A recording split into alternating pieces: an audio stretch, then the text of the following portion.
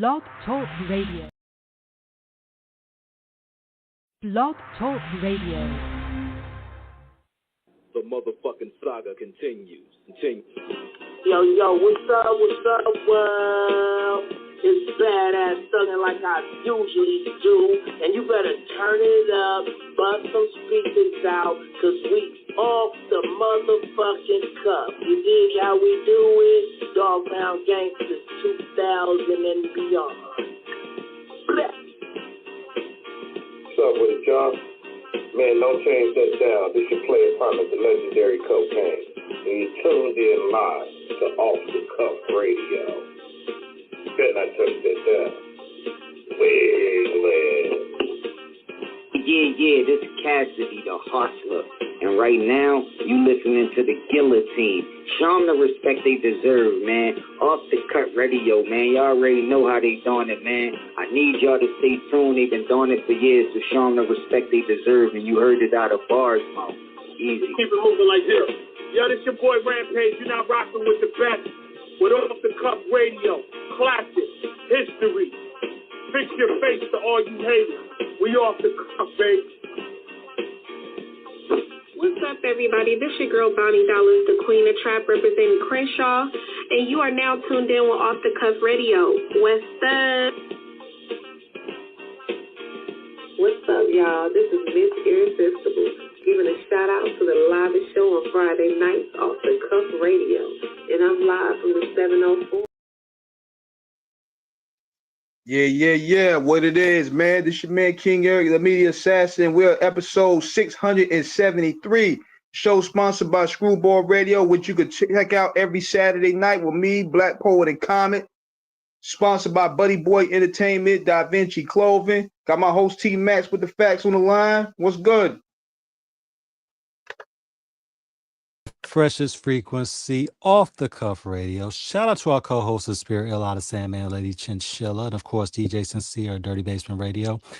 And tonight, ladies and gentlemen, on this another classic episode in the making, the individual that we have the pleasure on tonight. When you hear the stories of Death Row Records, you think gangster, music, swag, and just a whole lot of hustle. And there are so many stories, people from Cocaine to so many others that we have had the pleasure of interviewing to talk about it. And people that we've known off air and off air.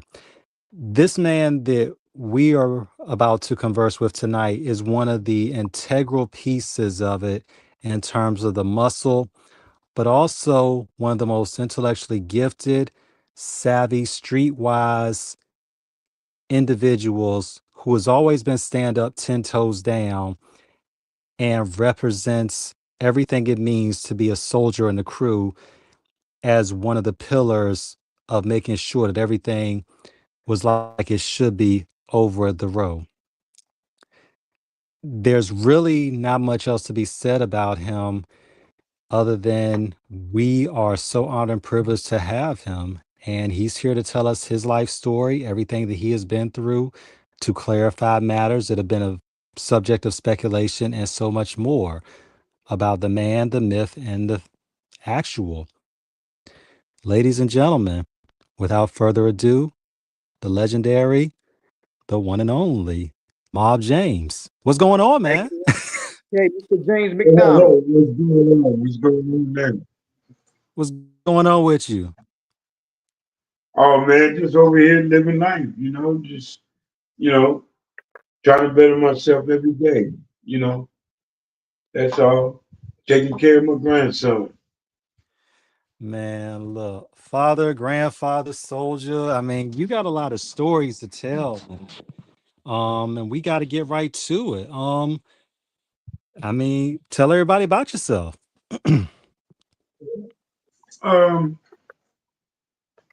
Born and raised in LA, moved to Compton in 73. Didn't do too much in school. At 12, I was in the streets. Trying to be a gang member, living the street life, wanted to be a part of the street life at a young age. Um, I had the opportunity to deal with both sides, Bloods and Crips. Some of Mm-hmm. my real cats of today are Crips. And, I live, that gang banging. I had that gang banging mentality for a while. I had two brothers, two sisters. One of my brothers was killed during Death Row era. Uh, Mm-hmm. the other one, you know, living his life doing him right now, which we don't deal with each other. Um, Understood. I had the opportunity to take care of my mom for her last 2 years of her life, which elevated me to, you know, straight go out there and do right, live the right way, and be productive for my kids, grandkids, and so ever the people around me. Um, been to quite a few places, Australia, you know. Um, I like traveling, going out, hopping in my car, Texas, Virginia, Denver. I've been all over the place, but mainly the last 8 years, I've been sitting on my hands, raising my grandson. I got him he was 1 year old, and he's 9 now. So, Mm. I'm just living a life. You know. Absolutely. Before we go on, Ma, we got to shout out Derek CPT and, of course, BC, both representing Compton. Thank you so Well, much for this, guys. We appreciate the alley oop, and we're going to slam dunk this the best that we can. Appreciate you guys so much. Love you both. Thank you. Um, Definitely. Mob, when you came up during those days, everybody knows about pretty much when the Crips and Bloods between the years of 69 and 71, when Blood, Crip, and Pyru sequentially began to form. When you look at that time when you got put on in the set, what was going on in the streets at that particular time in terms of how uh, uh, everybody was interacting with each other, and what was really happening in terms of how you see things have changed so much over those years? Well, when I step Take out your the time. door, We got time. man, Take your time. oh yeah, yeah. You want the 100 version or just you want me to run it down a little bit? Mm-hmm. All right. When I first moved to Compton in '73, uh, it was off the hook. When I first moved in my first year of school, I was in the third grade, '74, I believe I was 72 or '74, and I got kicked out of the school district for trying to sell somebody. Um, being in the neighborhood and walking and meeting some of the guys that was over there already, it was just a tight knit. Um, like everybody was friends, everybody was together. It wasn't Mm-hmm. no rah rah. It wasn't no bullshit. Everybody was cool. And Right. as I got older, you know, 14, 15, I started going to juvenile hall, getting in trouble every day. Um, and I had a father that was, let's say, this cat whooped my ass every day. He made me what I became. Um, busting my head open. I'm talking about stitches the whole nine. Uh, whooping my ass with stitching cords, his fists. So I learned that nobody can hurt me like that dude did. And I took a lot of Mm. my aggression and my frustration out on the people I was surrounded with.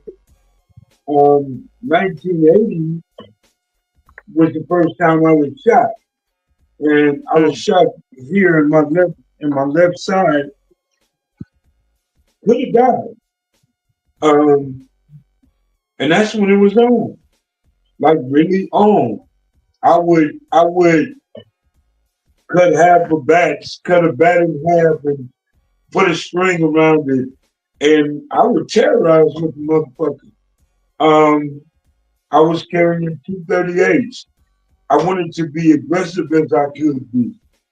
I wanted to show people or give other people the same shit that my father gave me. I had to be rough. I wanted to prove a point. And I started living like that. I would go to school just to start a fight. I would get there around lunchtime, and at lunchtime I would stand in the middle of the cafeteria, the area outside, and just paw rule. And I was just on some I didn't give a fuck shit because of my life bringing, my upbringings. So this man I'm talking about never taught me anything, never taught me fishing, none of that. He taught me how to be aggressive, how to be rude and disrespectful. Um, I never got nothing else from him. So I I I I did something I knew I was good at. No matter what, I had to be overboard when it came to um, jumping on somebody or wanting to go out and commit certain crimes. I had to be aggressive. I had to prove a point that I was there. When you think about That's that Especially all. around time, that, oh, yeah, I say go ahead, especially King. Go ahead. around that time period. Yeah, especially around that time period where you was coming up, it was like the mentality of kill or be killed. You had to be more aggressive. You had to be more vicious than the next man. That was like the mentality going forward. Yeah, well, being a blood, being a Paru, in the early '80s, the beginning of the '80s, you had to be something special to be a Paru. You had to be something. You had to be willing to be a blood. And everywhere you went, everything you did, you was outnumbered. We was comfortable in Right. Compton because you had a couple of Crip neighborhoods sprinkled here and there. They wasn't together; they were separated. And but going to jail, you had people had to know who you were. You had to. My point of being a Paru was it was on my hat, it was on my coat, it was in my tennis shoes. You didn't have to ask me where I was from. Nigga, my shirt, my coat said Blood CK. Back up at Paru, my Pirates had IRU, Paru. Everything about me, it wasn't no questions asked. And I had to make it my business to let people know that it was for real. This shit and this life I chose to live was for real. So, I've been shot on 4 different occasions. Um, it wasn't easy being a Paru. It wasn't easy. Going to prison. It's maybe if it's 50 Crips, it's 9 Bloods mixed with Parus. So, we was always outnumbered, but I had to prove the point that I was a Paru for real.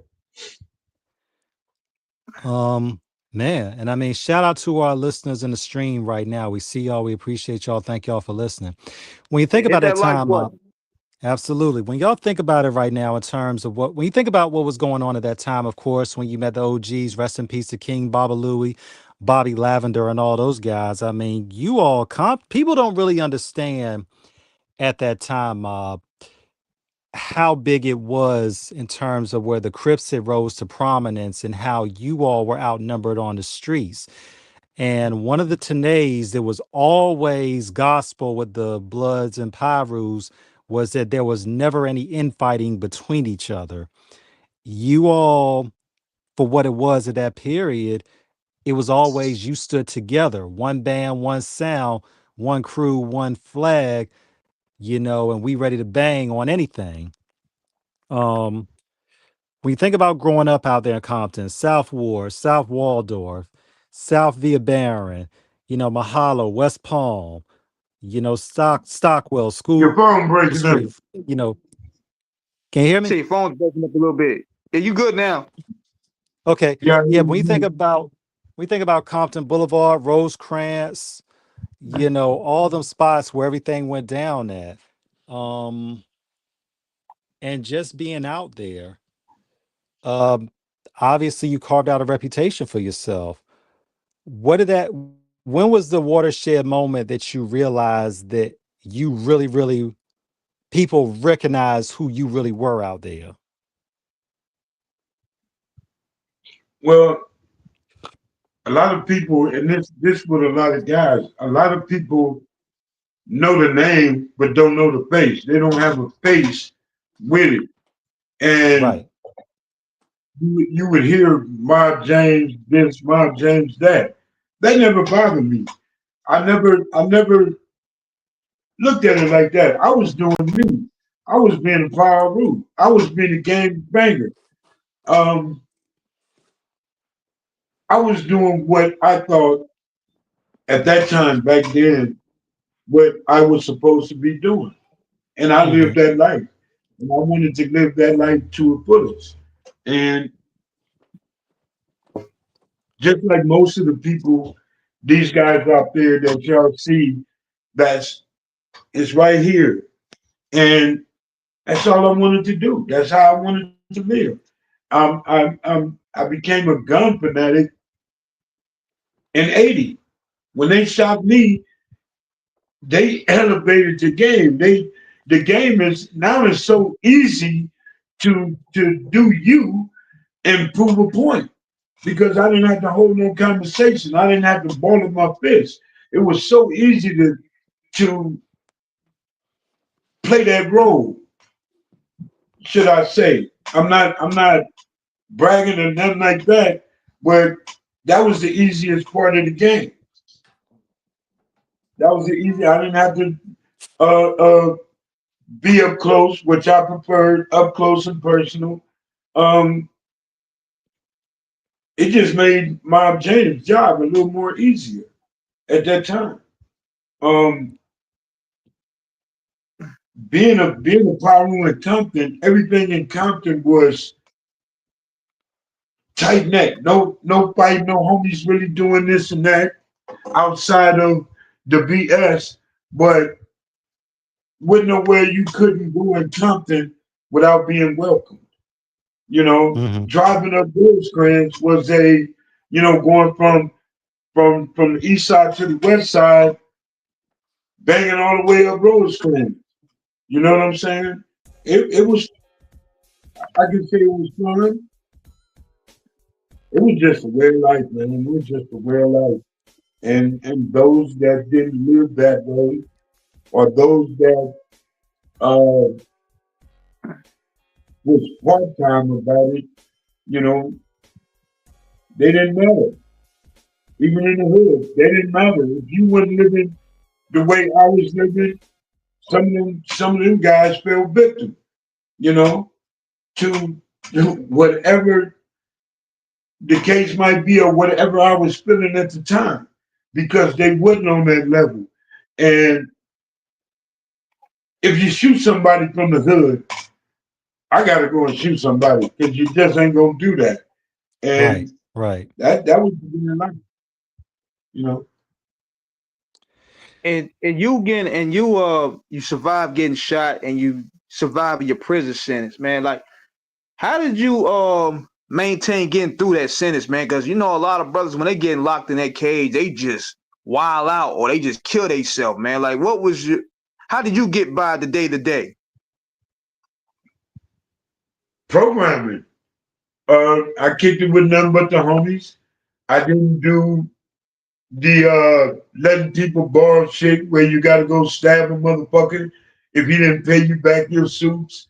I didn't do none of that.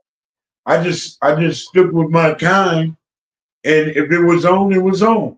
And we dealt with it like that. Um, I was lucky not to go to prison and get 40 years, 35. I only did 2 years and something. And Mm, when I was paroled in 88, prison was boring to me. It wasn't every day you on your toes and you had to go through this, that, or the other. You had your issues. And for me, going to all the different prisons in the short time I went, I mean, it was boring. So I had no reason to go back to prison because I didn't have to prove nothing in prison. Wasn't nothing but a bunch of me in there. So it wasn't. I paroled in '88 and I've been out ever since. God bless. When you think about Yeah, those years in terms of what led into it, when obviously the trajectory of what you dealt with growing up early sets you on a path.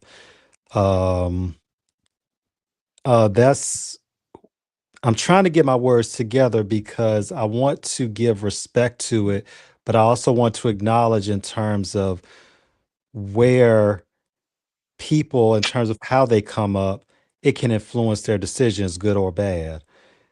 When you looked at how you endured so much coming up and where you didn't have any other outlet but the street to really let it out on, um, what did you find in terms of living the street life in terms of how cutthroat and serious it was? And not just from gang banging perspectives, Mr. James, but just from what it meant to be out there. Because we got a generation of young people out there right now um, that really do not understand it. And you come from that era where it was really on when it got on. right.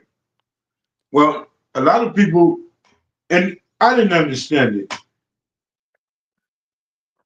Taken Mm, from my household and the things that, and the way that my father put his hands on me, whooped my ass. I mean, it was from a shoe, his fist, a razor, a stitching cord, whatever around him, that was a weapon. I learned that whatever's around you is a weapon. And mm, when what he did to me watching him fight my mother, I would attack. And this is a man I was scared of, but if he touched my mom's, I would attack. Right now today, I can't watch a man beat up a woman. I'm attack. I'm gonna jump in it. You know, because I see a lot of men touch women that a man just called him a bitch and he didn't do nothing. So when I stepped out there, bro, I stepped out there at a young age, but I understood what I was doing. I paid attention to my friends. You ain't finna touch me and get away with it.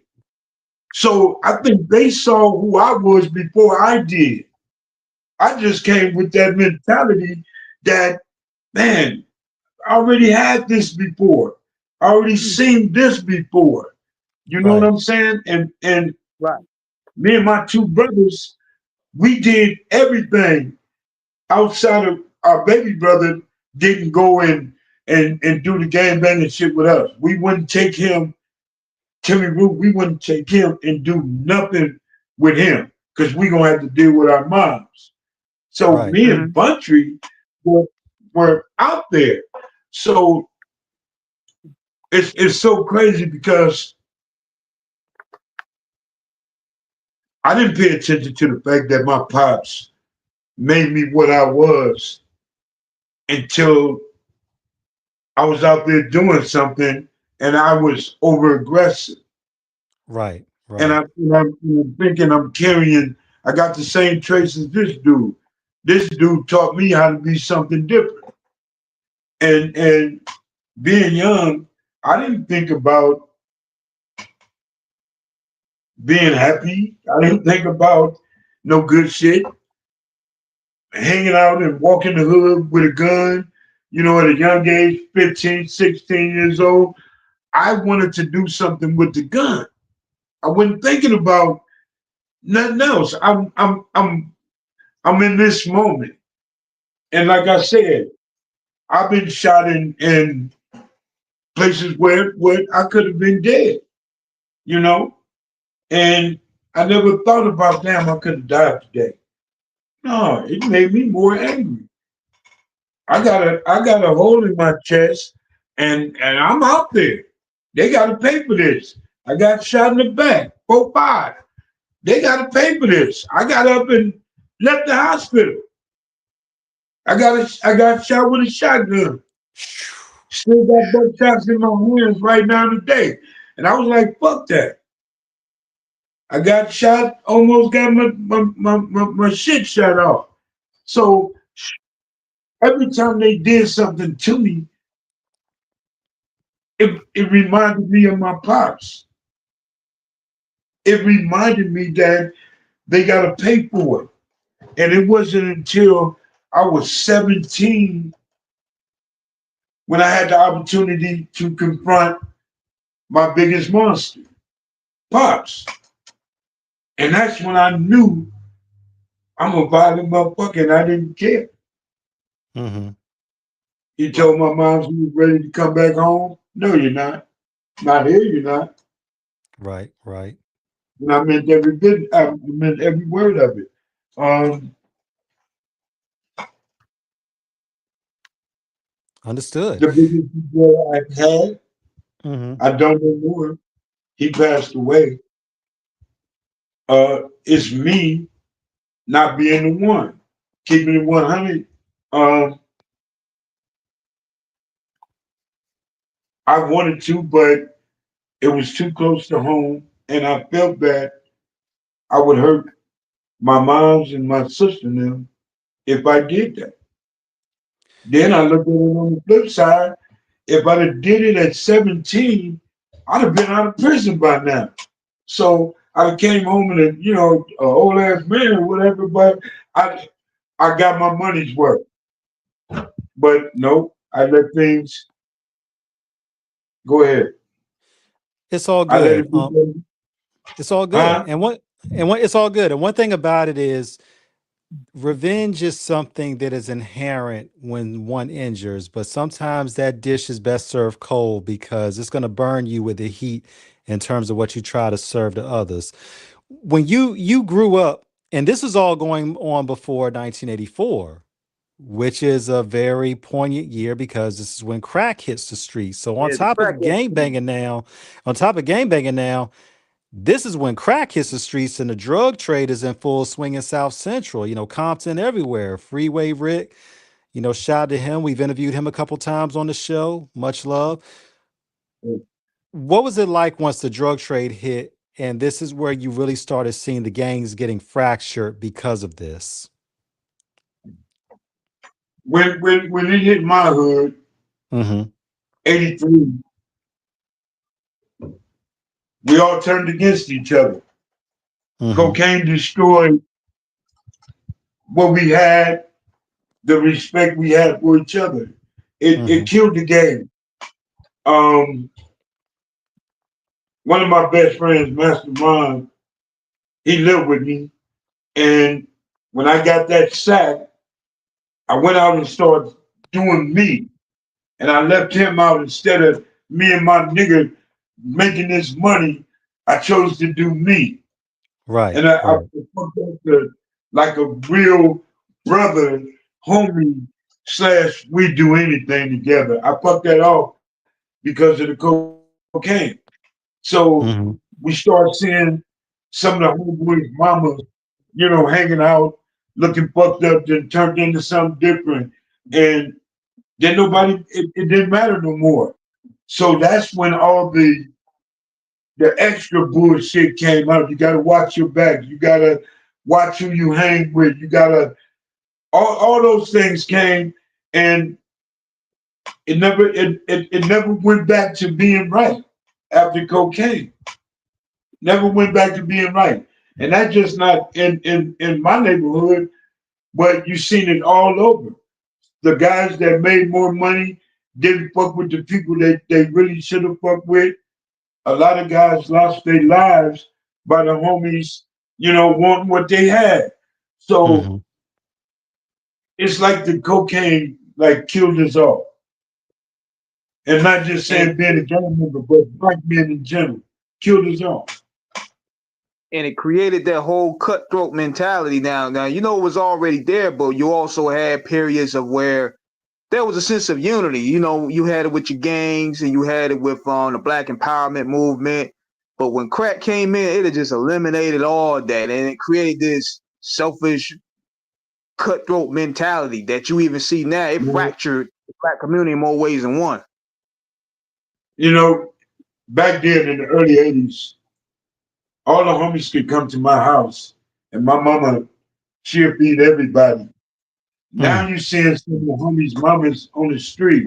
Now you seeing some of the homies you hang with having sex with some of the homeboys' mama, which we would never disrespect like that. But when cocaine came, it was easy for her to go and give herself to a young cat because of the drugs. And homies was getting dealt with, people in general. It didn't matter who was getting dealt with, getting down like that. So it opened my eyes and some of the other guys to see that this is what cocaine is doing to us and hurting your homeboys because they over overstepped their boundaries. Was it was a must at the time, but it kept going, and never turned back from it. Never turned back. When you look at what was going on at that time, Mob, especially when the drug trade was really heavy out there in Los Angeles in general, when you look at guys like Waterhead Bo, Pat Johnson, Harry O, what type of influence did they have on the street in terms of dictating policy and, if necessary, discipline? Man, I look at it like this. Hmm. A quarter piece is just like 5 pounds of cocaine. It's all the Right. same shit. If you Quarter. sold it to your people, we all guilty of. Right. I ain't never been no big time dope dealer, none of that shit. But we all guilty of what it turned our neighborhoods out to be. You know? Hmm. So I don't care if you were selling just 20s, making $10, $100 a night. We all guilty of the same shit. It fucked us up big time. It fucked up. I mean, you can't find a solid cat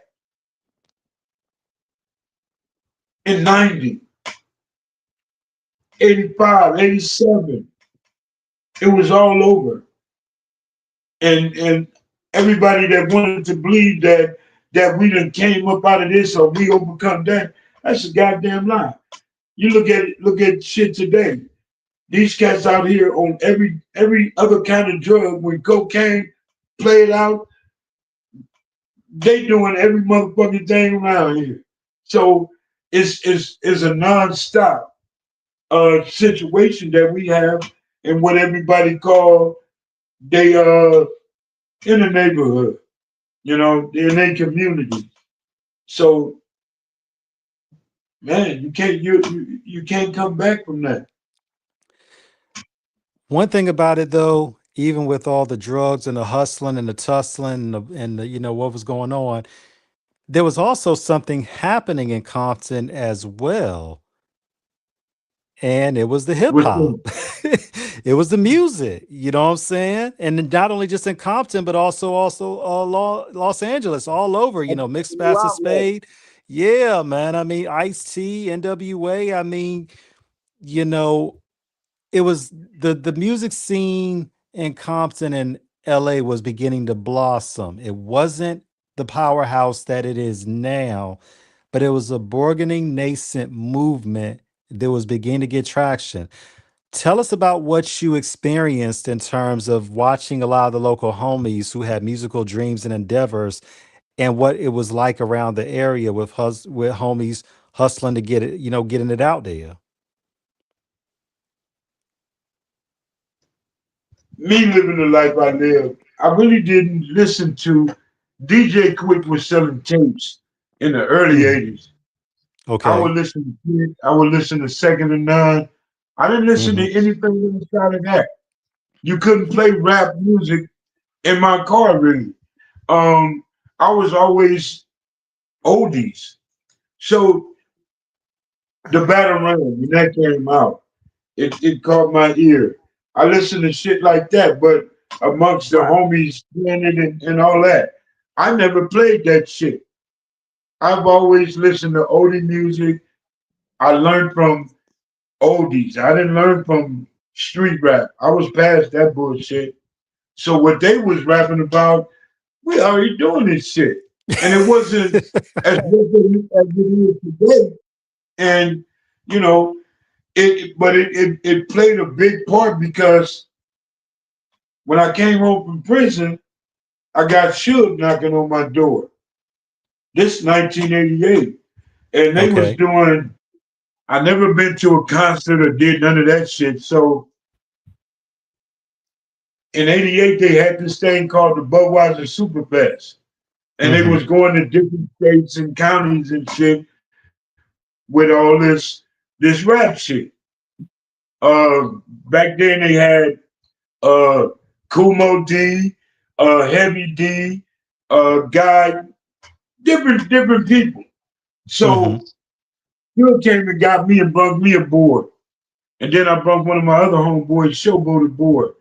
But just the aggressive shit and watching how Suge was moving, I was amped up. I was amped up. I was ready to go. And if a motherfucker got near Suge, it was on and cracking. We was in New York after the concert. New York Police Department was getting at these brothers' file. I couldn't find it. I had to get involved. Me and my homeboy Showboat. And we was ready to fight the police because they was bumping his brother up in a fucked up way. Mm-hmm. So I was hooked up after that part.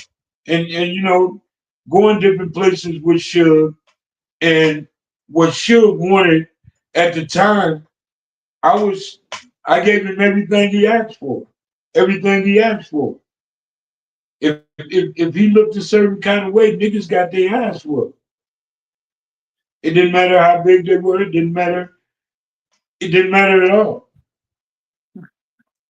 It didn't When you matter at think And about, going all. into that, What they see mm-hmm. and me, going, I,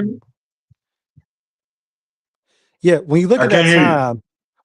time, Mob, and obviously you said 88, so obviously, Straight Outta Compton's drop, King T, you said Quick was already moving, and of course Ice-T put on for the city of Los Angeles.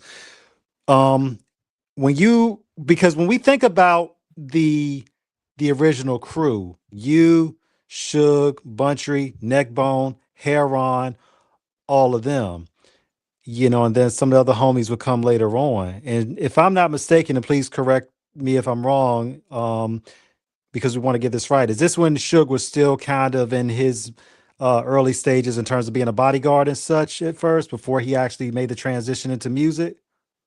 When he came and got me, he was a bodyguard for his cousin Big West Yes, out of sir. Capitol Records. Yes, And sir. that's how he started his journey. Now Mm-hmm. what Suge knew he had to do was people was already scared of him because he was a big dude and he was West cousin. And Right. they wouldn't fuck with Suge. But when Suge came and got me, Suge's whole thing was to terrify these guys because some of them guys wouldn't what they portrayed to be. A Right. lot of Right. those guys pussies, but on some rah-rah shit. Nigga, fuck your videos, fuck what you're talking about. You gotta prove that shit. No, really. And this is what we brought to the table. What about it, nigga? I don't want to hear none of that. You can learn about real motherfuckers. So if you talking like that, now you gotta prove a point. Right. Show me Right. you that bad ass cat. So a lot of cats fell by the wayside because we had a rule. Mm-hmm. We ain't going for it. Just like that. You We ain't don't going know, for it. no, you don't know who y'all fucking with, what y'all fucking with, or what y'all scared, the people y'all scared. But we didn't play that game. And Right. it didn't take no time because Bunch of them came after the fact. Gotcha. Me, Gotcha. K Dub, and two of the other little homies. You know Okay. what I'm saying? Shout out K Came. Dub. We know who he is. Yeah. Yeah. So when they saw that and the things that we was doing, now here Bunch get out, save me a spot. I got you when you get out of prison. And when he Hmm. came home from prison, you know, I didn't really want to do the flying shit, and I didn't want to, you know, the extra. I was tired. So Buntry started going places and being Suge right hand man. And Hmm. then Buntry, then the neck bones and the G's and those other cats. So, but it was all homies. So it was good. And it just changed the game when you seen 20 big old black motherfuckers straight out of the penitentiary. 15 of them still on parole but didn't give a fuck. And they grew up whooping ass, beating the shit out of people, living that life for real. I'm talking about get 20 motherfuckers in a room and you don't hear, I can't do that, I'm not gonna do that, or you do it yourself. They would take flight. And when people saw that, they're not looking at Suge. They looking at his goddamn bodyguards. Right. They looking Right. at Right. his bodyguards. So just imagine going to a club and everybody does, you know, spread Part like the parts. Red Sea. Part like the Red Yeah, Sea. that part. And it's crazy. It's so crazy. So now we are known for. I don't give a fuck if you're a football team. We gonna beat your ass. Get out of line. We whooped the Rams football team ass. You know they got out of line with Suge. Suge called it. There wasn't no conversation. It was. It's like 7 of them, big old motherfuckers. I'm talking about, and I know they in shape, but we whooped their motherfucking ass, no questions asked. And we were pissed off after the fact because Suge should have handled this business right then and there without us there. Right. Um, Right. but he had no leadership. He was no leader whatsoever. So he did the right thing. But, you know, I mean, if I can get 500, 300 because I knocked the nigga out, I'm going for that one punch every time. One sock on the jock. Look, ain't Man, no you know, look. you would be bonus Jaw straight for test. yeah, you would get a bonus check. And the homies was hungry. And mind you, none of these men ever worked a job, a real job to get a paycheck, go cash a check, go home, pay your bills, none of that. So that took them from robbing people, selling drugs, and a lot of them got off prison, out of parole because of death row. It was a plus, but then it had its defaults. We're gonna get back to that in a second, Yeah, I can because imagine, and I can imagine, man. Like that's like was that like a huge transition for you from you leaving the penitentiary to now you in the midst of these celebrities and you going to all these fancy functions and all that. Was that like a cultural shock for you? No, coming out of the penitentiary and then getting with Suge on the Budweiser Superfest shit and being active, it kept me with the gang banging mentality. Right. mhm. Going and meeting um, all these different celebrities. I'm not a fucking celebrity. I'm only here to get paid. I'm only here to do my job. So when it came to Snoop and all them guys, I didn't give a fuck about them cats. Y'all are rappers. I wasn't a groupie. I wouldn't been hang with them. I never smoked weed. I didn't drink with them. I didn't do none of that. I'm this part. We on the other end of the table, and my job is to make sure nobody touch you, nigga. You know, But when you right. Now, when you think about it, and we want to go back to that a little bit. Now, this is 88 mob when you're talking about this. So this is when rap music is really beginning to kind of across the board on both coasts. Now, what you said we were laughing about it so hard because we respect what y'all was on. But see, the East Coast really didn't understand LA gang and Compton gang banging politics until y'all got out there. So they yeah, really understood that y'all were the real deal. Like, when Oliver Stone dropped Colors in 1988, coincidentally, and Ice-T, again, dropped the theme track for it, that was a lot of Yeah, for we the really didn't country. get the gist of it. We really didn't get the Yeah, gist of it like that. We got an yeah, understanding, but we didn't know how serious it was. He started right. making films like Boys in the Hood and Menace to yeah, Society, but stuff like man, that. let me tell you something. Go ahead, go ahead. Boys in the Hood, straight out of Compton, and all that bullshit those cats was doing is straight. It's so watered down you'll drown. That I, be- bullshit. I believe it. And but a lot of people on the East Coast were intrigued with that type of shit. But that that here, we didn't look at that shit like that. That was bullshit, bullshit, bullshit. Straight out of Compton.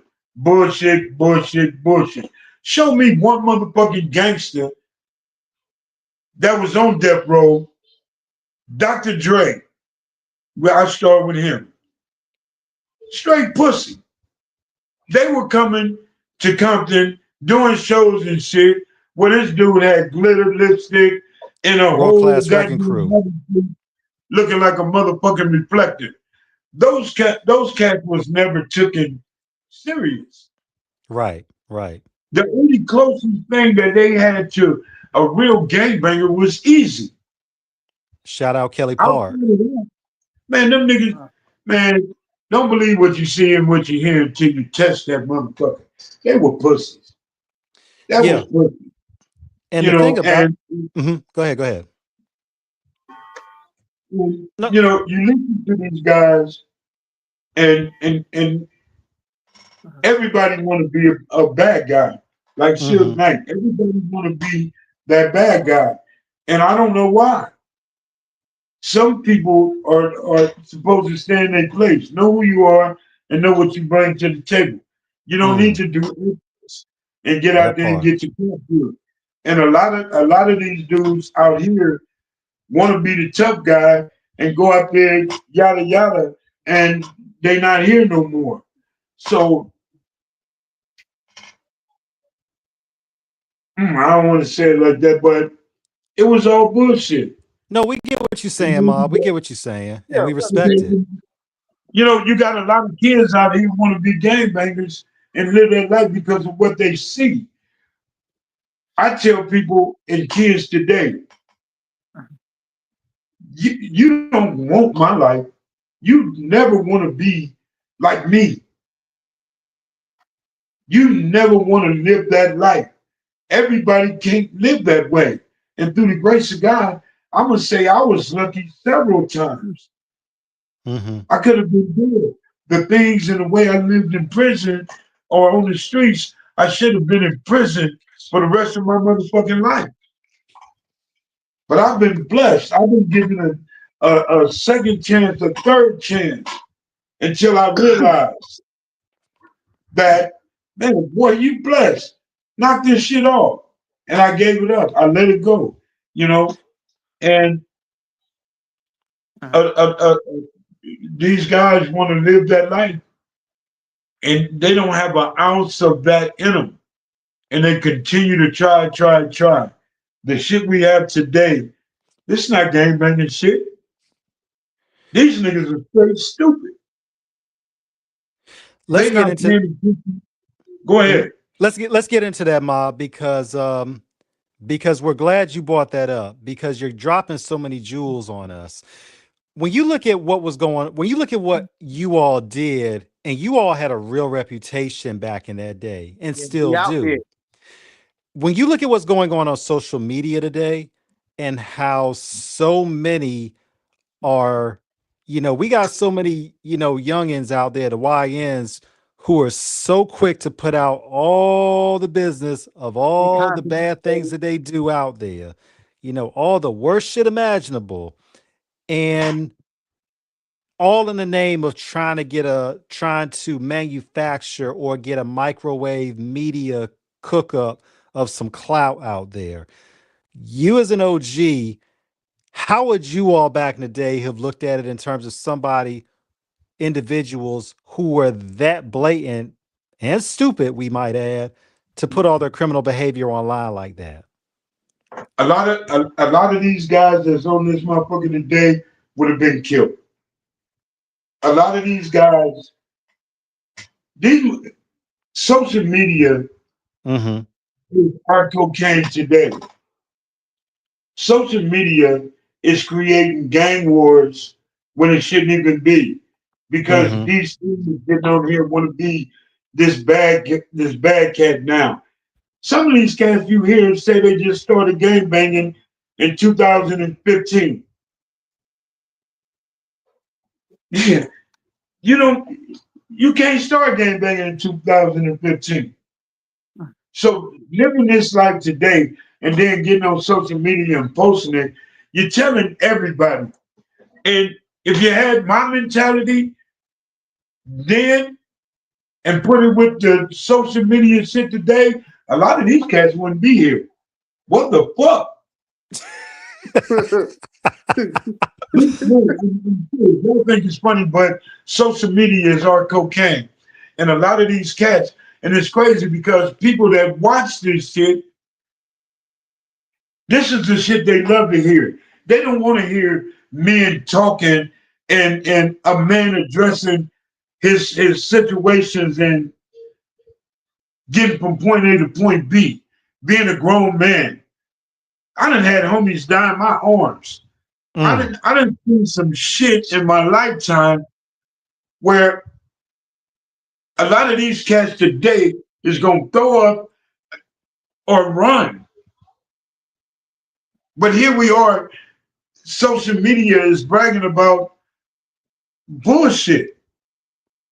Stories that they done heard, and now they able to tell them as if they the real niggas. My neighborhood, some of the cats in my neighborhoods, what all the pussies are being called OG right now. Why the fuck y'all calling this nigga OG? This whole ass nigga. I done beat this nigga. I shot this nigga. I mean, this part of it, this new generation bullshit is, Take your time. Take your time. yeah. I be getting mad, It's but okay. It's okay. Take your time. Take your time. We got an hour. Take your time. you know, Take your I think God time. that I think the way I think now, Mm-hmm. because I can honestly tell these cats, y'all don't know what the fuck y'all doing. Right. These Right. cats is worried about being told on, but you come on social media and tell on yourself. Right. Right. Now you in jail. Now you in the feds. Now you get mad at this dude and you're telling the police everything this dude is doing.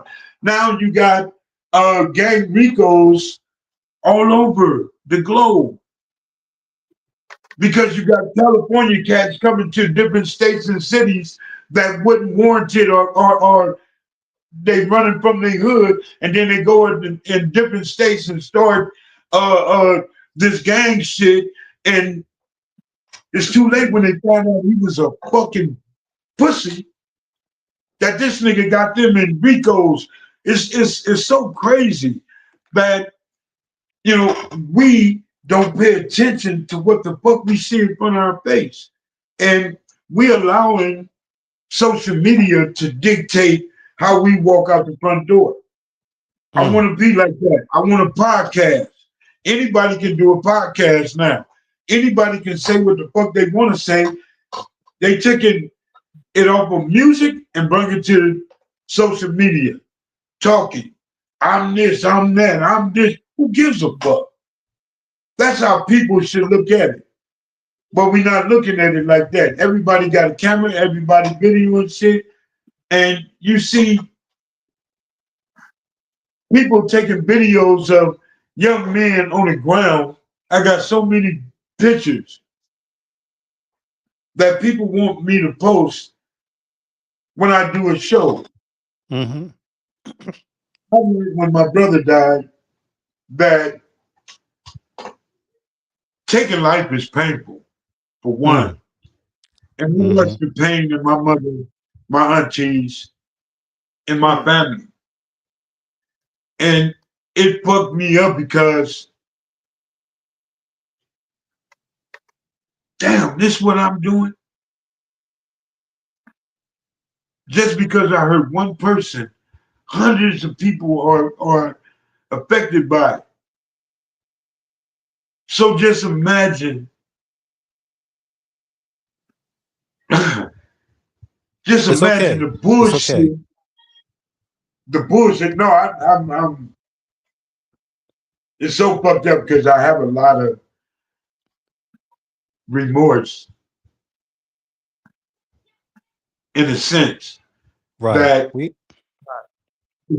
we don't look at life, if we don't appreciate living, we are Amen. doomed. And Amen. social media is telling us that our life don't mean shit.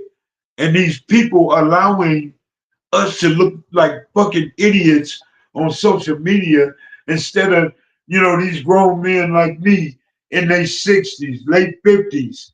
Man, tell these cats, stop, knock it the fuck off. But everybody wants this quick bullshit ass dollar, so this is what we have today. So, man, I say get rid of all of them. It's wild. Hey, I was gonna say this to you. You know what's wild? It's like we saying we parallel this thing with social media. This thing literally put the battery in a lot of people's back that they would normally never do. But on social media, you could just be anybody or anything for that. It's not just social media. Like me growing up, it was a lot of things that wired me. So this whole planet, it ain't nothing but a cycle. But it just changes a little bit, and you see some different shit. But everything I see today has similarities to the way we were brought up in the 70s and here in the 2025. So it's just all a cycle. Killing is the same, but they killing in a different manner. Killing is the same, but they're using bigger guns. It ain't 38s and shotguns. It's AK-47s, is high-powered weapons. So 9 times out of 10, you pointed the guns they got today, you gonna peel a motherfucking cap. Opposed to all these bullshit bullets I got in me. Imagine if it was in this time, I wouldn't be here. Ma, we heard stories about how there were guns left in the rail yard out in LA, and you know exactly what I'm speaking on when I said that. How true are those stories where about a train yard there'll be crates of weapons and it would just be whoever could just get them could get them? Let me tell you, on Firestone, on the train tracks, yes, sir. You would go out there and find containers open.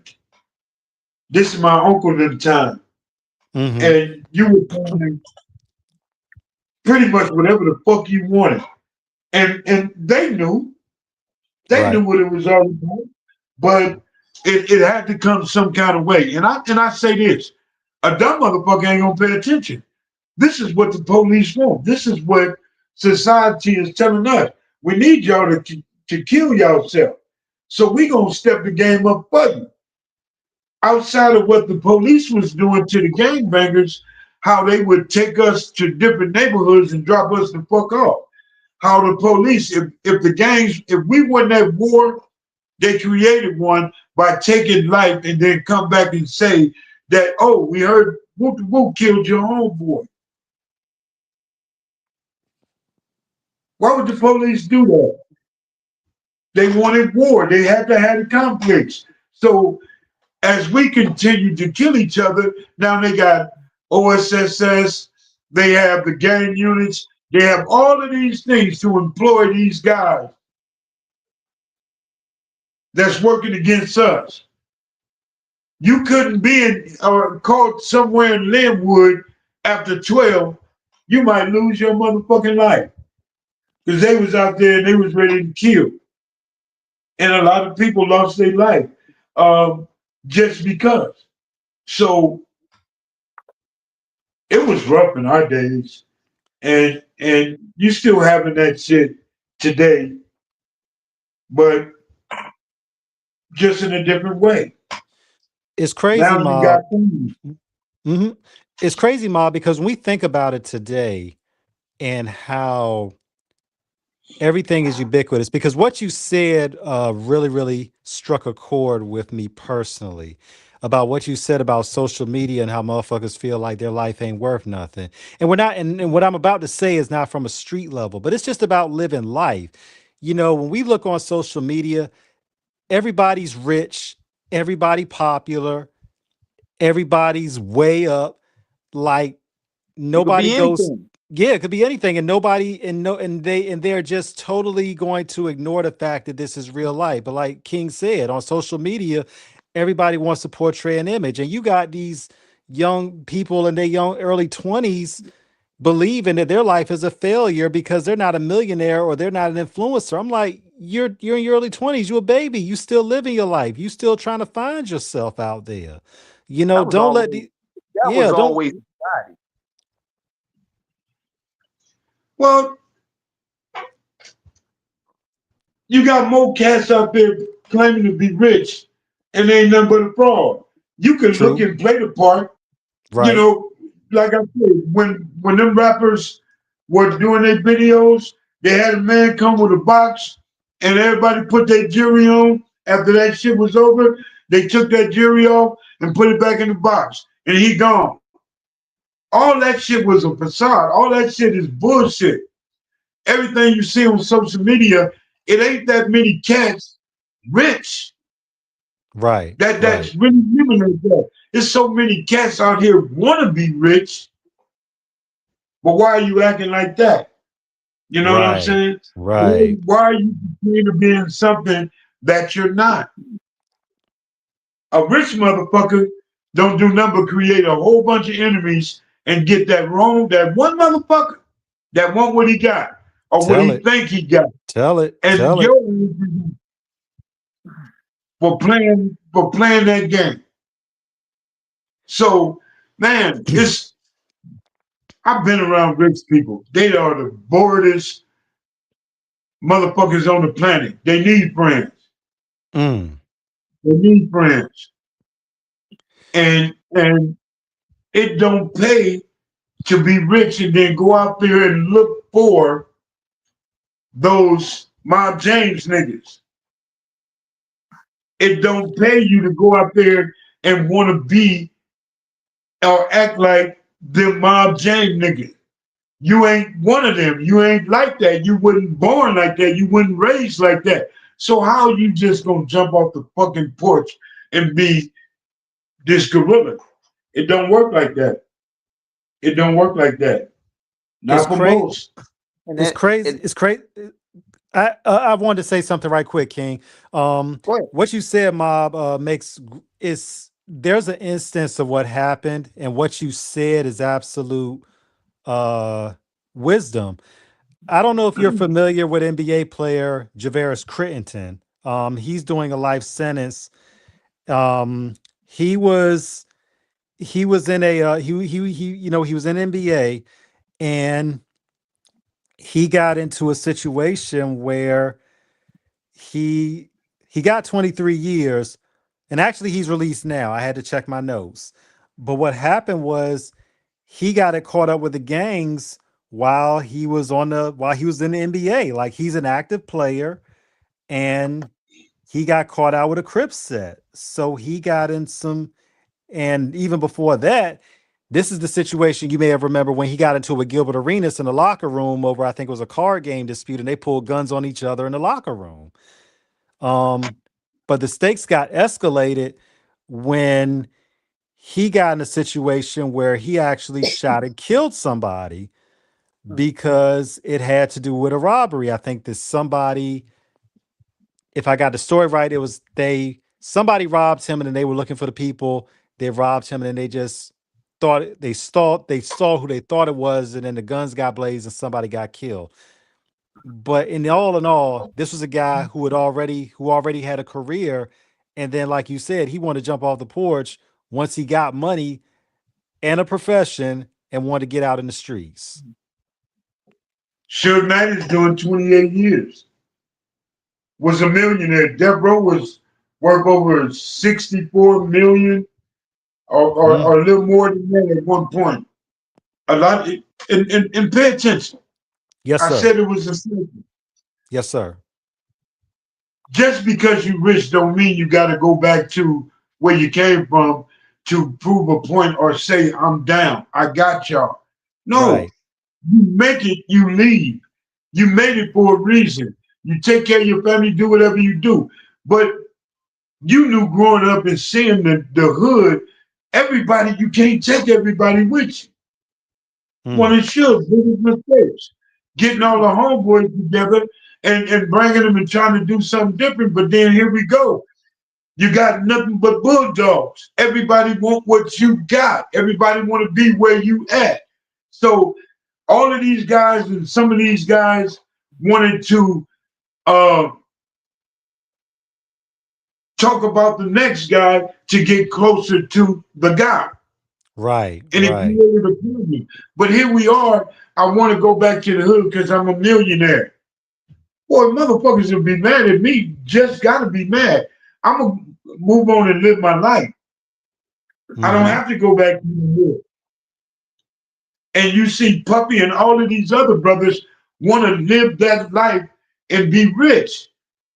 Everybody should look at the formula. Every motherfucker that's rich, from NFL, that dude that killed his baby mama, to all these other stuff. We out here. We got a good life. There's no reason for me to go back and try to live something I got away from. I escaped. So here they are in prison. Here they are in the feds for nothing. Move the fuck on. I mean, look at Sam Hurd. Look at Sam Hurd, who played in the NFL, played, I think, for the Cowboys and the Bears, and he got busted in a drug ring. You know what I'm saying? You know, go ahead. Being rich, it's more bad for us to being rich than it is to be rich and happy.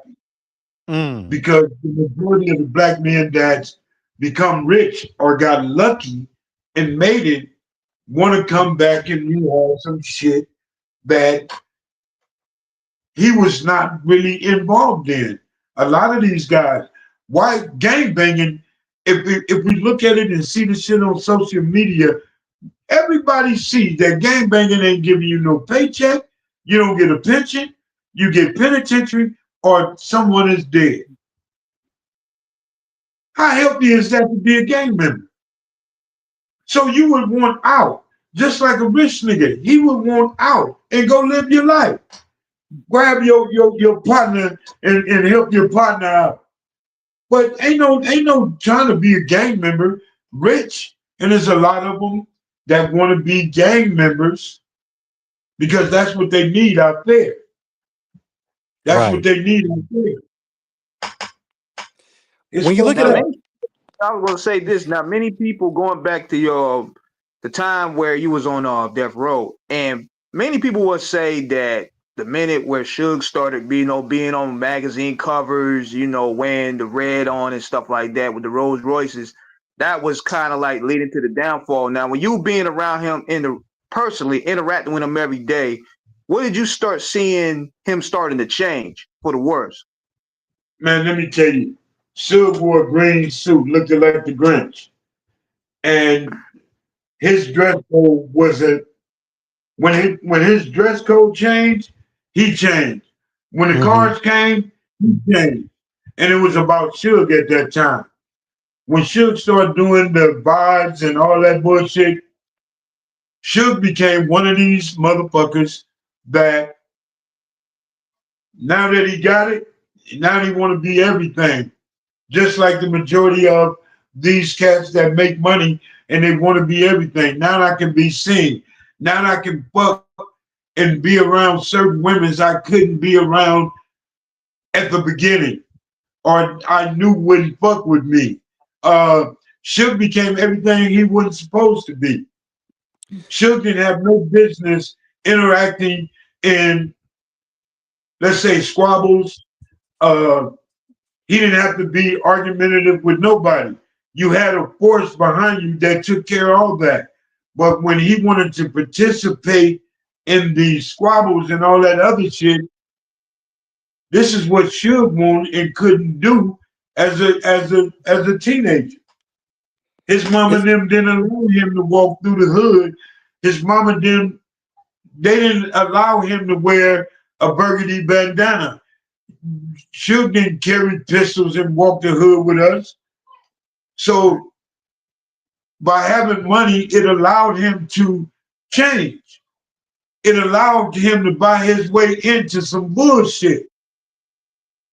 It allowed him to sign his name to the devil and implement himself in a lot of the bullshit and the things that we were doing.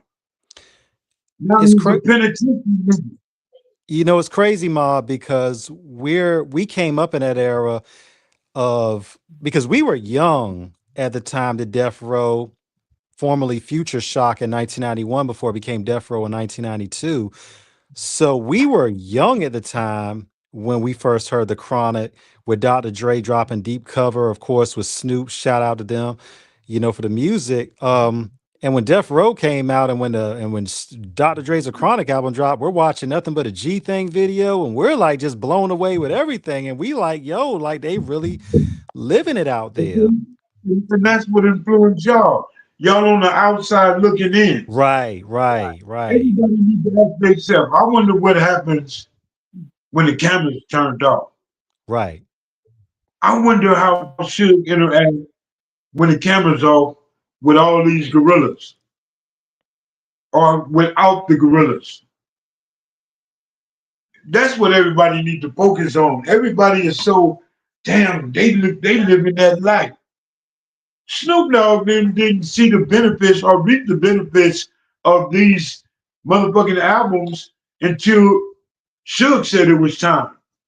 Mm. Suge would give them cars and there be in his name. Snoop So talked if he about got this in an interview. money, He talked about this. Yes, he talked about this. yeah. So, like a lot of these guys, I was just telling my homeboy yesterday, how in the fuck did Suge have that much control when all these gorillas, or the majority of these gorillas, turned in their car because he went to prison? And you go back to living a regular life because he don't want you to have fun out there. And motherfuckers turned in their cars. And I didn't Mm. understand that. I wish he would ask me for something. Nigga, I'm gonna beat your ass. Shut the fuck up. For real. It's I didn't play with him. no, and You it's know? all facts. Yeah, and it's crazy, Yeah. Mob, because when we look at it at the time, because from the years of 1992 to 1995, with the infamous Source Awards, we didn't really know who Suge was like that. For those 3 years, he was pretty much in the background. And then when he had that infamous, thing in New York, where he went to New York and all the, Pyrus was with him, and he said, y'all want to sign to a label, y'all don't see an executive all up in the videos Big dog dancing. shit. And the cool thing about it, if Suge knew how to dance, that motherfucker would have been in it. He would have been dancing. Real you talk. know, but let me say this real quick. No, go ahead, please. Suge gave us opportunity, but in the same time, giving opportunity, he introduced a lot of these guys to something they didn't want to let go. Right. They were having fun meeting the people they was meeting because they'd never been out of Compton. They were having fun with getting a paycheck, having a bank account, fixing their cars and do certain shit. So, but then in the same token, we lost 12, 13 people, up under his bullshit. So we This is lost more than what we got. this is stuff that happened off the books in terms of the stuff that didn't make the news, right? This that happened when cameras was off. Right. So all these people say free Suge Knight and free this and free that. The last one that was killed, Terry Carter. Rest in peace, Terry. If they say Suge is a beast, somebody told me if Suge was on the street, I wouldn't talk the way I talk. So on Bomb First, I told Suge like this. You this hood nigga, name or tell a story you was in the hood that something happened. Or I'm gonna give y'all 5 different things that I done that Suge. I can tell you right now today, I tell Suge I'm gonna whoop his ass and I got a check for it. Come to the office, I got something for you. Man, they just want you mad at me. I go to the office, I get a goddamn check. So I didn't have to fuck with you. I just tell you I'm gonna whoop your ass. I got paid.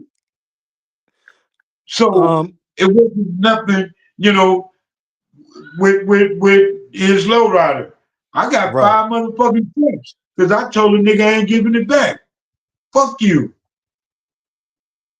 How many times I catch this nigga in the corner and about to whoop his ass? So all of this is behind the scenes, bro. And I can honestly say, and I'm gonna use me for an example. Okay. There's always a tough guy out there. But nigga, remember, there's a tougher guy out there that feel the same way I do. So I say tread lightly. I say watch your back. I say everything. But Suge Knight was not one of those guys. I tell it to his face, or I tell anybody else. Suge was a pussy and still is a pussy. And anybody want to say I'm lying? Prove me wrong. And there's another part, and there's another guy you forgot too, Mob. That's the guy who you push around too much, and then he's decided he had enough. He may not be the toughest guy, but he's decided today ain't the day no more. And that he's going to come and do something. I mean, everybody can continue to be pushed in the corner. That's why I say when you approach somebody, you got to be 100 and real with it. You got to be faster on the draw than that person because you don't know who you fucking with. And a lot of these guys are seeing that today. A lot of these cats in LA are losing their lives because they don't pay attention or they believe that they're the toughest motherfucker out here. Being with your grandson like you are, we know how much you love him. As a black man, as a parent, what does it mean for you for him to have a better life in terms of understanding the world, and that there are possibilities for him to really, really go out and fulfill his potential? What's up? How you? What's going on with you, man? You good? This Atlanta. All right. What's going on? He gone.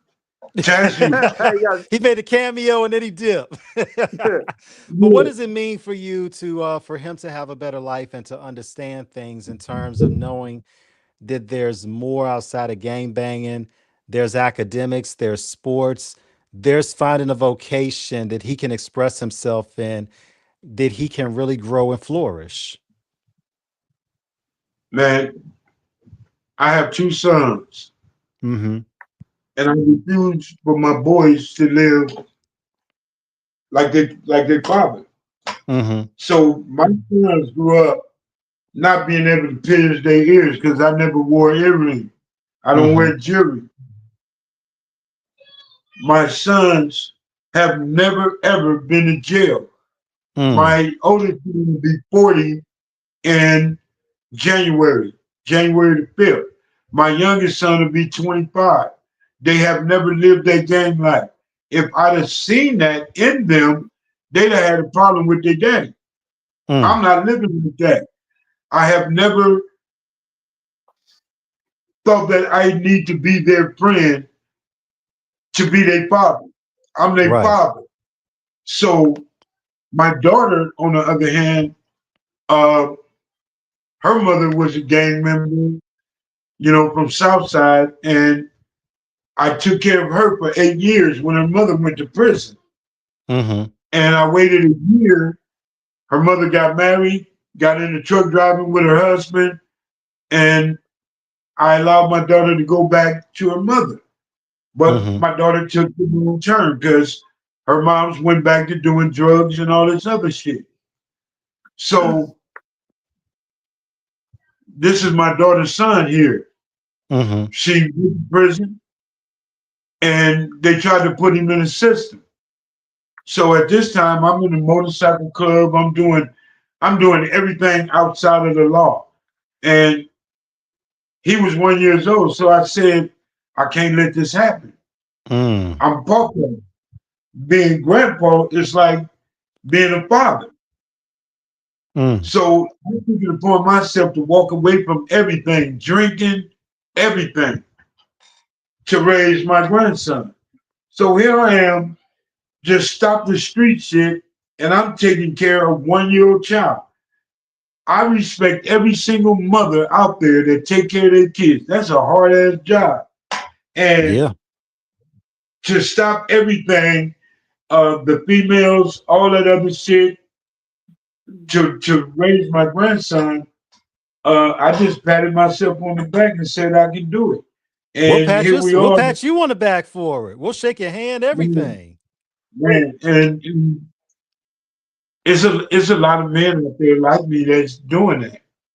A friend of mine woke me up to, man, they just don't televise how strong black man is with their kids and their grandkids. So I'm doing it without the knowledge of knowing that there's a whole bunch of us out there like me that's doing that. And it's been a privilege. My grandson saved me from going back to the old me, from listening to people speak negative on me. He didn't only save me, but I swear to God on my mama, he saved other people's lives. I take pride in raising him. I take pride in being a grandparent. I got him and I got 2 granddaughters. Every female I've ever had that had kids, I'm pops. I'm very family orientated, and man, I love raising my grandson. So I teach him. I don't do the things that my pops did to me. I don't deprive him, deny him of nothing. If you earn it, I'll give it to you. It ain't just given to you. Right. So I'm teaching him all the things that I didn't understand growing up. And one thing I love is he's not growing up angry. So at this point, I can honestly say I broke that chain with him. Praise God. And I give all praise to God because me at that time, I knew I wasn't ready to do that. Thank God that all 3 of my kids' mothers had jobs and were good at one point. And outside of the time I went to prison or running the streets, I had my sisters, my mama, my aunties. They picked up the slack where I failed. And I just made it a promise that I would never fail with him. So I That's do everything powerful. to protect. I am a protector. So he ain't got to worry about nothing until he 18. He gonna be ready. You And know, so, believe it or not, in a way, children could be used as a way to break a lot of those chains. Yeah, but one thing as a parent you gotta understand, becoming a parent don't come with a book right. instruction. You Yeah. know, and I look at it like, my biggest thing when my pops used to whoop my ass, my mom steadfast. She sat on the bed and watched the things that he did to him. When he gave me these 18 stitches in my head, she watched this dude beat me with a shoe. And I always hated her for it because if you watch the animal channel, Animal Planet, if you fuck with a cub, the mother gonna kill who's ever a lion is gonna kill whoever, whatever predator is trying to fuck with her children. Mama bear, And anybody, anything. Yeah. it's natural instinct. And when it came to me, I didn't get it. So I automatically I resented my mother. I was the most disrespectful cat when it came to my mother and women. A woman couldn't tell me shit. Fuck you, bitch. Right. And that's how I used to talk to my moms. So going to prison and listening to these older cats and having time to reflect, laying in that motherfucking bunk and seeing my mother was more afraid of this dude than I was. So she didn't intervene because she felt she was gonna get her ass whooped too. Let us both get our ass whooped. It didn't happen that way. And I'm telling you, in 2017, my mother found out she had cancer. I left my wife and went to Compton. And I took care of my mother. She found out in 2016, 2018, she passed. But I Rest in stayed there to peace. the very last day. I took care of her. I cooked for her every day. I cleaned up behind her every day. When I left and went to Las Vegas, my sister was there. So, you know, learning how to respect my mother, I learned how to respect women, period, in general, like truly respect them. And it wasn't till then my relationships became longer and longer. You know, sometimes I fucked up, especially on the motorcycle set. I would get caught with a woman on the back of my bike, and my girl would be mad for a minute, and shit happened. But when my mother passed, she passed a day before Thanksgiving. This is the Mm, hardest time for I understand. me and her. It allowed us to talk. It allowed her to apologize to me for what she didn't do, the things she allowed. And then I couldn't do nothing but be a man and accept it and apologize to my mother for being this asshole, for being this disrespectful boy. Wasn't a man, this disrespectful boy to my mother. And it made me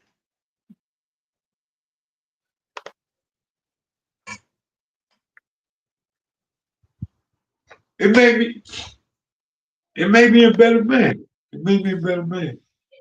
You know, Mob, when we and God bless, because that was powerful. That testimony was powerful because you found the most powerful element of emotion that can reside in a human being, and that is the power of forgiveness. That is the And that essence of shit made God's. me That is the that is the it essence of tears God's me. love. That is Yeah, Absolutely. it tears that is the me. essence of God's love. And Right.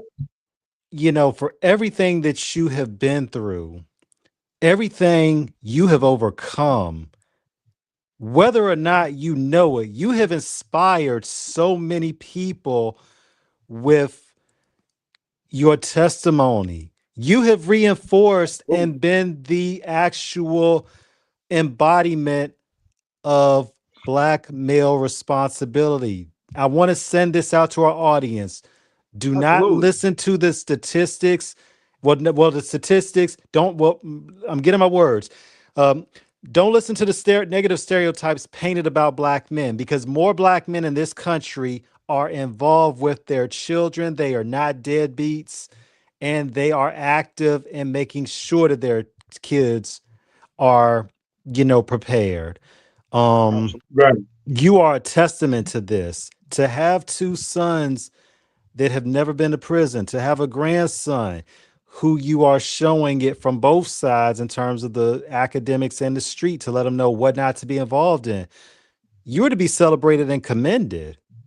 That's not something that at Off the Cuff Radio or for humanity that we take lightly. We thank you for the time that you have given us to tell us about your life and to be so open and transparent. We cannot thank you enough for this. Well, a lot of people that do these podcasts, they don't want to hear. I turned down a lot of interviews because they don't want honesty from us. If I can't explain my life, the shit I went through, and I'm not by myself. There's a whole lot of these cats out here that went to gangs and living that life because we endured and went through so much. I grew up, my mother and father never bailed me out of jail ever in my lifetime, but they bailed out both of my brothers. Uh, I wasn't worth, and I felt I wasn't worth the money. I was a risk. And a lot of these cats are just like me. A lot of these men out here are just like me. Me understanding what a Black man is. I was 50 years old, damn near 50 years old when I understood being a man, like a for real man. Um, and so many men out there got real stories. If they put it out there and people can hear it, it'll change the world. A lot of these cats, a lot of these young cats will go and try to find different revenues, and you know, they don't have to be like this. They don't have to be like this. They didn't have to live the way I did. And I'm upfront. I can admit that I've done a lot of bullshit. I tried to create shit that will fuck up the name Mob James. Uh, you know, but I realized can't nobody kill Mob James' character but him. Mm. And I ended the book on that when I tell everybody I'm James Mcdonald. I killed Mob James. I got rid of him. I can't be both. I fight with that every now and then.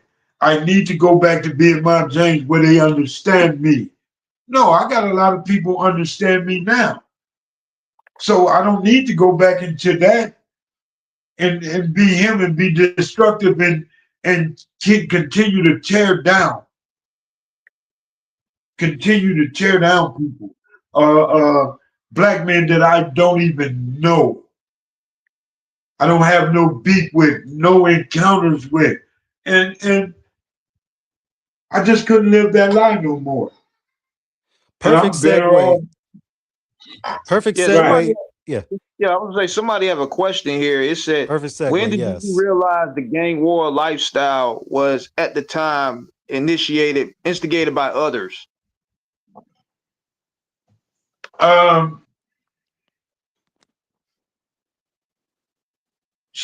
When I start really hearing the war stories, the gang stories, and all that shit, I start paying attention to, for instance, when they said homies was killing homies back in the days. Didn't want to believe it because we were so close. But then Right. when reality set in, you couldn't help but believe it. And that's when the cocaine thing came. And you start seeing different neighborhoods and people start getting killed by their own people. So that's when you had to open your eyes a little wider and pay attention to the people that you deal with, which today they call them your friends, or your best friend is your worstest friend, or your enemy. 2002, when my brother was killed, I knew right then and there, done. Mm-hmm. I couldn't represent a neighborhood and live this life that I was living and giving my all to when my own people took my brother's life. I couldn't do it no more. You So know, go ahead. in 2002, Mob James was done. He was dead. I killed him. I got rid of him. It was hard, but I had to let him go. I had to let him go and live the right way, which is what I'm doing now. I was a man that I couldn't say thank you, Jesus, in front of the homeboys because I didn't want no nigga to think that that was a sign of weakness or I'm getting weak. You fuck around and be dead playing with me. So I didn't do that. I didn't do that. Right now today, I can say thank you, Jesus. I'm blessed. In the name of Jesus. I can pray. I can read my Bible. And I don't care who around. I don't care who hear that. This is my life. So nothing else matters but what I'm doing today. And I have a lot of people trying to take me out of that character. And they know damn well they don't want to see Mob James. They You know And you they know, know what? don't. But And, go and you ahead. know what? To go into that, bro. I remember sharing a clip of you. This was like a while back. You and Charleston White when y'all was in that same facility together, and it got real hectic in there. Now I'm looking at what people are saying on the internet, and I was like, dude, knowing how we know about you, I'm like, man, he could have ripped his eye off the socket, but you know he's a better man right now. You know what I mean? But let us know how that happened, and going forward, where you going forward with that? Well, after that was over, I came home. I came back to California, put my shit in the trunk, and came home. Uh, I didn't look at it as nothing big. If Charleston White was 2 feet taller, I'd have broke his motherfucking neck. But he's standing down here, and I see the fear in him. So I didn't push the issue. Back in my days, you didn't get no credit for doing something to somebody that wasn't gonna do nothing back or try. And that would have been a waste of time for me. And I'd have been in Lord knows what, because I know he would have told the police. So I didn't fuck with him. I let him go. And the next day, I saw Charleston, tapped him on his ass, and just said, "You good, baby?" And he was like, "Yeah, I'm good. All right, bring your ass over here. Let's put this fire together for the kids." And he came over, built the wood, put the wood together with me for the fire, the bonfire, and I went on by my business. So, you know, listening to Charleston White talk and this Dewberry,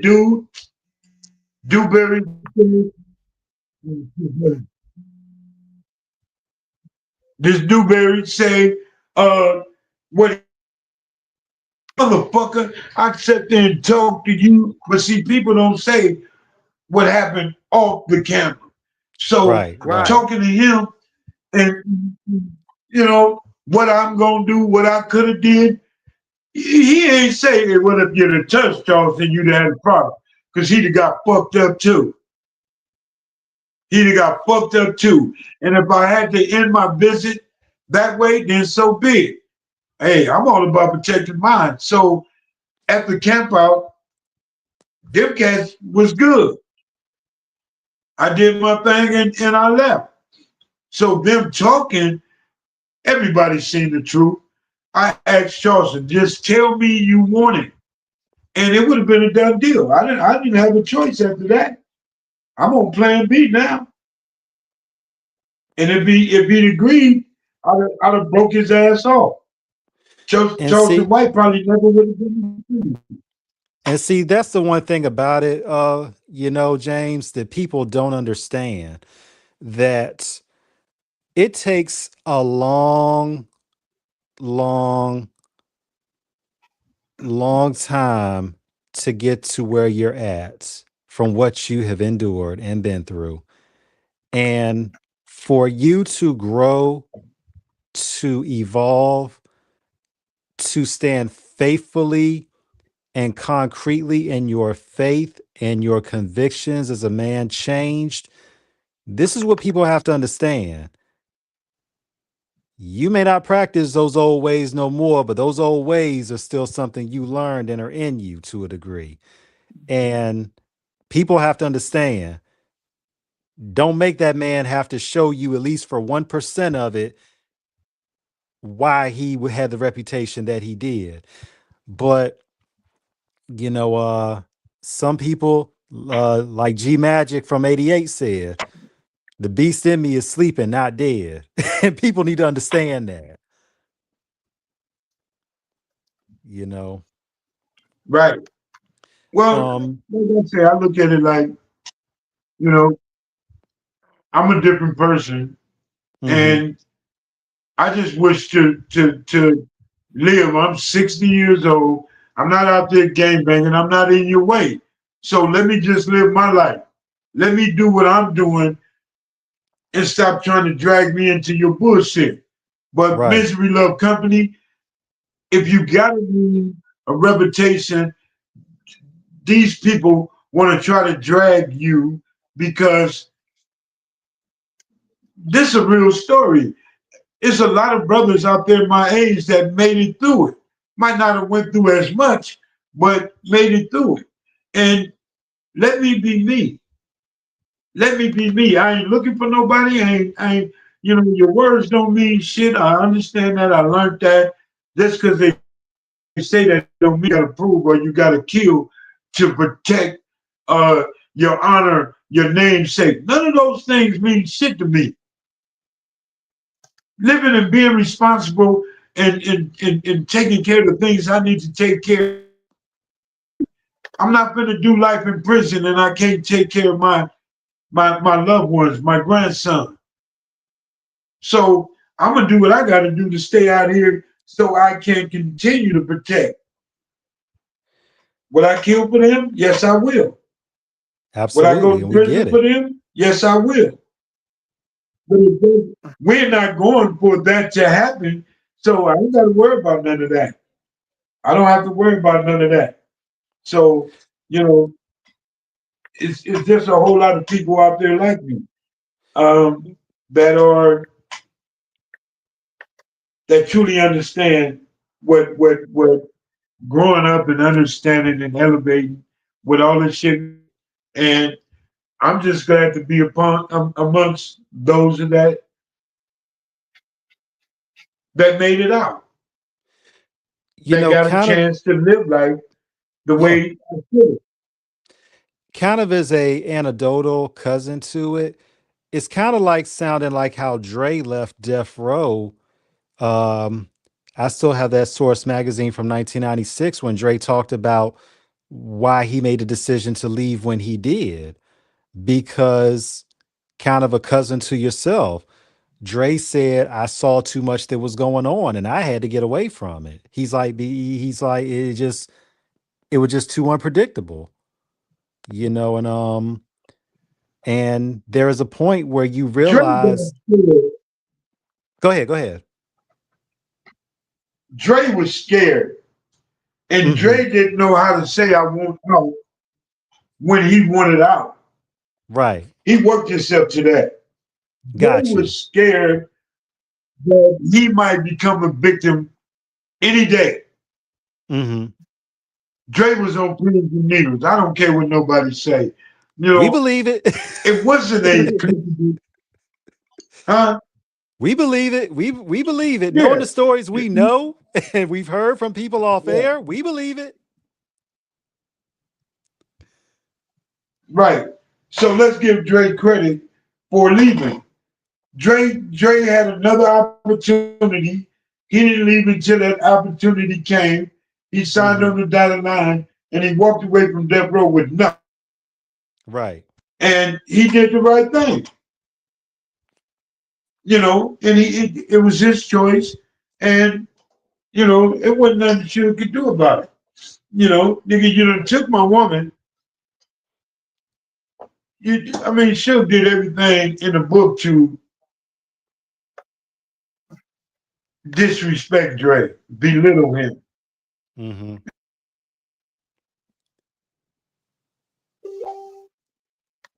We went out for a second, ladies and gentlemen, but we should be back momentarily with the one and only James McDonald, aka Mob James. This has been, if you've been with us the whole way, this has been an unbelievable and insightful and incredible and intelligent conversation. Shout out to some of the people in our queue who have been listening to us. Anthony C. Henderson, Spirit Wonder, we appreciate you so much, always for being with us. Um, Shout out to my mom and dad for listening. Love you both. Thank you for tuning in with us. Absolutely, Um, man. Pretty interesting show right here. Absolutely. Um, we're waiting for him to get back. We got a few minutes before we log off. But King, um, we knew this was going to be special. Once again, shout out to BC and Derek for this. Thank you again. This has been incredible.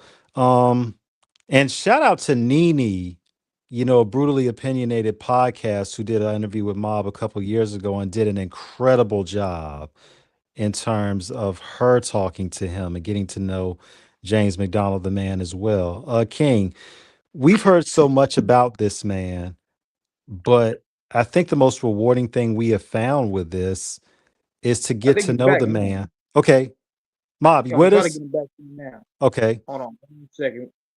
okay.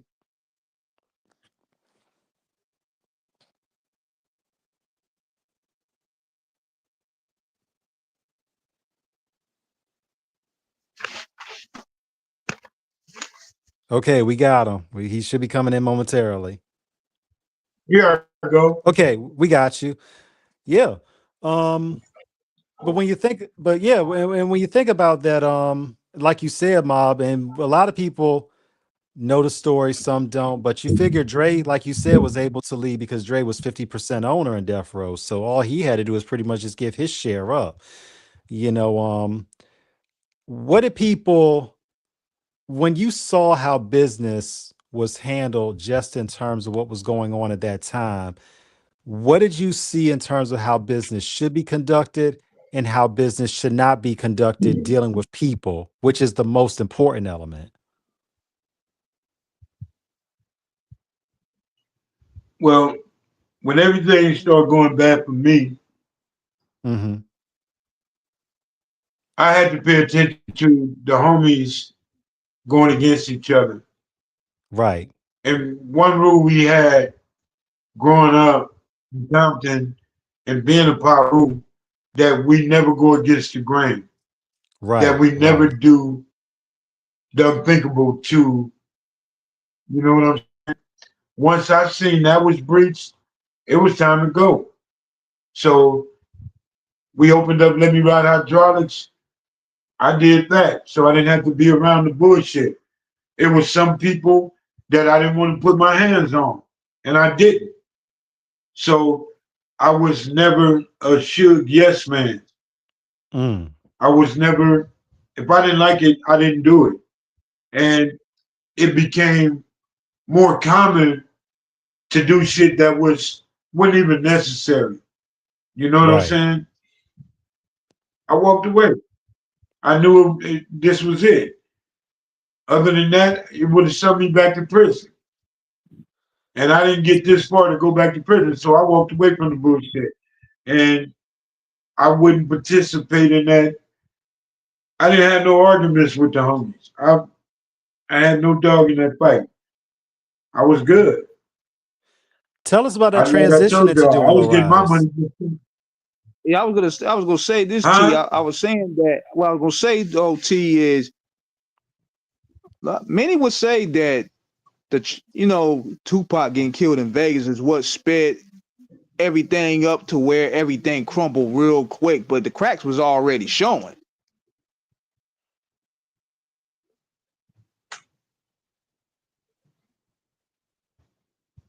That's true. And Hmm. they created that in Pac because Pac wanted to be, and by him trying to show his loyalty to the homies, trying to show his loyalty to Suge,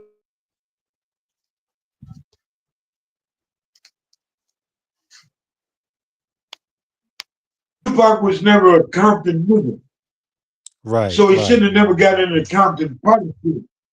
right, right, Tupac put his hands on a let's say a little Mark James. And what I mean by that, he put his hands on the person that didn't accept getting his ass whooped or touched or being handled in that demeanor, the way it happened. Tupac never seen this dude. Tupac never heard of that boy name. So Tupac shouldn't have never got in that situation when it was a blood and crip thing. right, right, If Southside Crips did, we all knew at what you call war with them. The homies should have took care of that. And Suge and Pac should have stayed to the side. Suge right, wouldn't have went to prison, and Tupac wouldn't have got killed. So they handled that wrong. It would have been handled totally different. See, I would have fucked up Trayvon, who whispered to Tupac and say, "There you go, they tried to take my chain." I'd have fucked him up all through Vegas. Why you didn't go handle your own motherfucking business? right. He should have been dealt with. Yeah. And I mean, especially in what you said, we just keep it from the business politics. You keep the money guys away from the trouble. That's what you have the muscle for to take care of I, problems. I kept it, I kept it Um, straight business. I yeah, didn't and hang with Tupac now. I didn't hang with Snoop Dogg. I didn't hang with Das and Corrupt. I didn't hang with none of them dudes. I see them dudes and keep walking. I'm a gang member. I'm not living that life. I don't want to be around no damn celebrity. I don't want to. I'm not a groupie.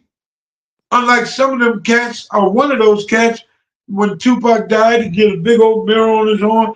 I ain't one of them dudes. I ain't one of them niggas. Oh yeah, you want to meet Tupac? You want to meet Snoop Dogg? I ain't one of them. And when I bodyguard for Snoop Dogg at his trial, his murder case, his trial, I stayed away from him. I walked as far as the elevators. He went up the elevators. Man, my people turned around and went the other way. When it was over with,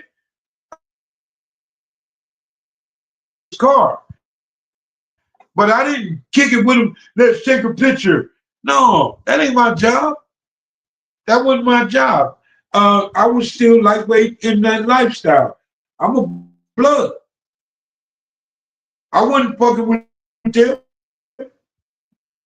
I was getting paid to protect them. So it's a difference. right, right. You got a thug nigga that's a straight groupie. He shouldn't be here. Should Dang it, damn it. We always get the good content and then this happens. Man, you know how they be up here on the internet, man. They be trying to strong arm it. Man, listen. Yo, I mean, but that's real though. And Mob was given some real game because when you're on a job, you're on the job. And that's the responsibility and discipline that you have being on the job. You're supposed to concentrate on what the job is at hand. And that's real facts of what he was saying.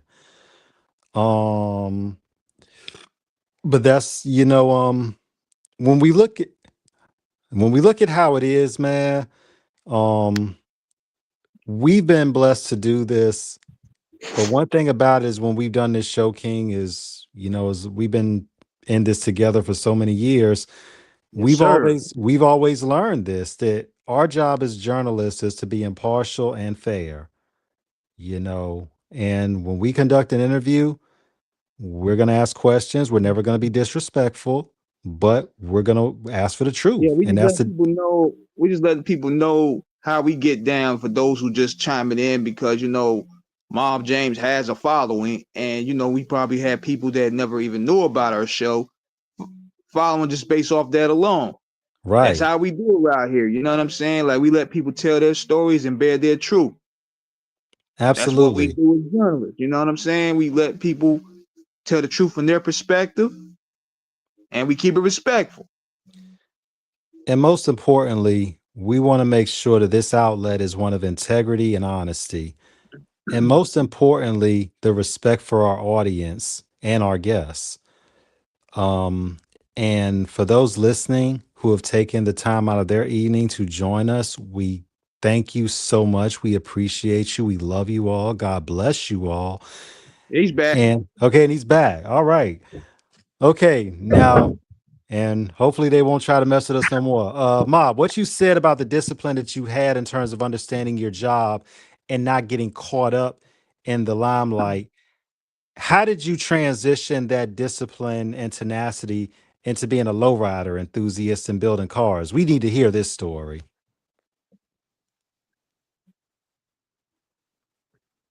It was like a project. It was like something I needed to do something else.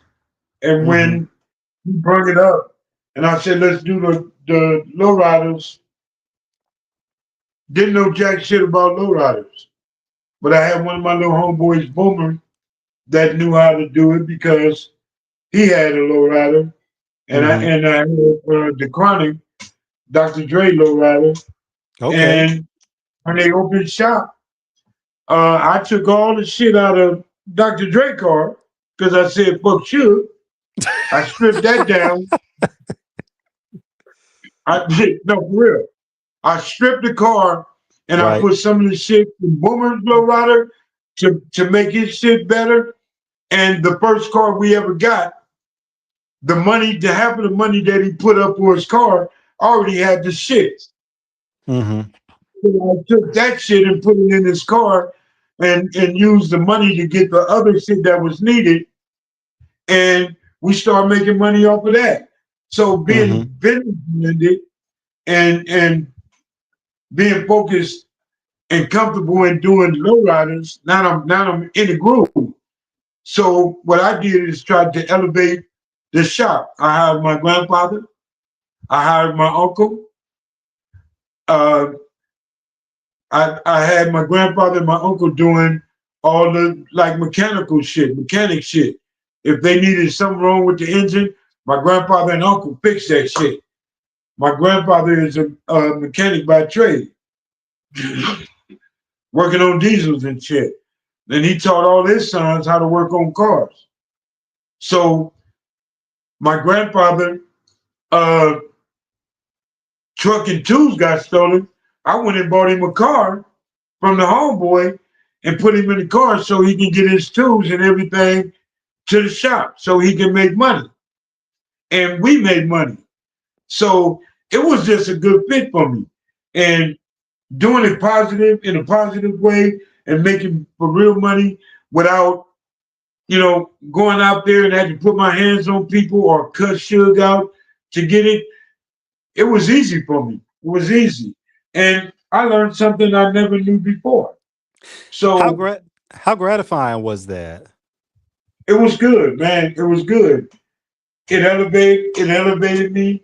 It changed my mindset. It was so many positive things that I saw that I could do, and I took that and like marijuana growth. You know what I'm saying? I see a motherfucker making a marijuana back then, and I applied that to this in my house. I took one whole bedroom and I bought a tent, and I was paying my bills with that. Just growing my weed. And, you know, I said I can do it. And like none of this other shit was hard for me. It wasn't hard for me. I understood my upbringing. I understood where I went wrong. I understood what I didn't do right. And at first I had to stop blaming other people Mm-hmm. for the losses, my mishaps, and all that other shit. Man, I control this. I control all my faults and my failures. If I fail, motherfucker, get up. You've been doing it all the time, but I didn't know that's what I was doing from the beginning of time. Every time I failed, every time I got an ass whooping for this reason or that reason, I, I changed the game. Let that not be the reason no more. Uh, let not putting the gun on my waist and going to hang out and look for somebody. Uh, my father is not the reason why I'm doing this no more. I'm doing this shit because, but I blamed it on him. He the reason why I'm out here like that. No, this is my life. I got past that shit. I gave it all to God, and I don't worry about it no more. So it made me a better person. It made To me think. realize to realize that you found the talent because you always to find it because you always had the discipline, but to find out that you were able to unlock a talent, um, and to be able to share that with other people, how how does that make you feel knowing that you've empowered more people with the education that you have, that you've been able to attain? Before my mother passed, she told me I'm gonna do great things. She told me that God is gonna forgive me for the things I've done. Mm-hmm. He's gonna reward me and bless me for the things I do. I feel so good by the things I do. I don't brag or boast, but I'm proud of myself because I go to a place and I buy 100 blankets and I cook a big pot of soup and I go feed the homeless and give out blankets. Um, I'm proud to be in a place where I can get in my car and drive to Texas, Virginia, and talk to a woman that got two little boys that want to be rough and disrespectful to her. To my boy in Texas, I go out there and he didn't think I was coming, and I pop up, and the first thing he did was cry. Like, damn, you care about my life? I wouldn't be here. Mm. Talk is cheap. I'm here. That man driving trucks, living a hell of a better life. Uh, South Carolina, my little boy out there. Um, I went to see him because Matt was feeling in bad, and I got on the plane and went out there. And when I got there, he had four of his other buddies there. And all of them guys, after my visit, they have turned out to be young men. One of them got killed. He didn't change.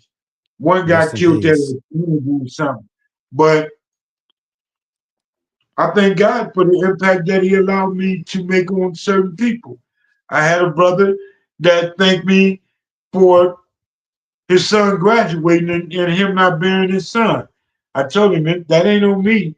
Your son graduated because you put him in front of my videos. And it's you. I'm just a vessel for God, bro. And I applauded him. I applauded his son for graduating. You know, I haven't talked to him in a long time. I haven't talked to Rodney in Texas. I helped him, but it wasn't me. And I looked at it like this. Every time I do a video, every time I go and talk to somebody, I ask God to give me the right words to say. Don't allow me to be uh, this other person and get aggressive, and then they say, I don't want to listen to that dude. So I put my stories, and I can tell a story the way I know I should, not being aggressive, but being humble and having people understand it. So I'm blessed. I'm blessed. Yes, sir, man. And we probably got to wrap it up a little bit because I don't want the stream yard to cut off while we talking, man. But we want to thank you once again for taking the time out to tell your story and to let people know that you're here for to make a change and you're here to make a positive change for our youth in the coming futures. You went out. Mob, he went out, but Mob, he was saying we just appreciate you so much. Thank you for this incredible interview. One of insightfulness, one of faith, one of redemption, one of perseverance, overcoming, and most importantly, giving God the grace, the glory, and of course, his essence that has enabled you to empower others with your extraordinary gift and your tales. You're welcome back anytime. Is there anything, is there any message that you like to give in closing to our audience, to the young people out there that may be struggling, that may be hurting, for anyone out there that just needs a word of faith and upliftment? Yeah. Everybody's story ain't the same. So what I did was sit back and reflect on my life up until where I'm at today. So if these young cats can just sit back and pay attention and see or think where their life gonna be in the next 5 years, start making goals. This is where I want to be in 5 years. It works. Um, Stop believing that everything you do and all the cats you hang with are your friends. Everybody ain't our friends. And you don't want to wait till you my age to get it. You don't want to be 40 to get it. Having a job, going to school, educate yourself, understand who you are. You don't need a group of people to define who you are. Like some of the young women, they believe that they need or have to have a man to to validate who they are. Be a strong woman regardless of what. Pay attention to your daily activities. What you know is wrong, don't do it. If you know it's right, roll with it. Don't allow anybody to tell you you ain't nothing and you ain't gonna amount to nothing. Nobody can tell your story better than you, just like myself. And no matter what the outcome is, believe in God and believe that God can change all the things in your life that ain't right for you. Use it like it's breakfast, lunch, dinner, and just believe in God. And it works for me, and I guarantee you it'll work for you. I appreciate you, brothers, for having me on here, uh, allowing me to speak without being interrupted. Man, anytime that you guys want me to come on your show, you got my phone number now. Call me. And man, I ain't got nothing but uplifting things. And I appreciate you, brothers, for having me. Mob, we love you so much, No and doubt, brother. thank you. And you're welcome back anytime. Our love, our best to you and your family this Thank you. Thanksgiving Thank you. season. Be blessed, be abundantly anointed, and keep the faith always. Thank you Yes, sir. again. No doubt, man. And Yes, big sir. shout out to Derek for making this connection happen as well, man. Right, right. All right, Absolutely. man. BC, Derek, Appreciate thank it. you again. And King, take us out of here. Mob, thank you again. Salute. All right, Salute. we up out of here, man. Catch us in the go around, man. But thank you once again. Big shout out to everybody for joining us with us. And we'll be right back whenever anybody calls us. Peace, everyone. God All bless. right. Thank you again. All right, we out.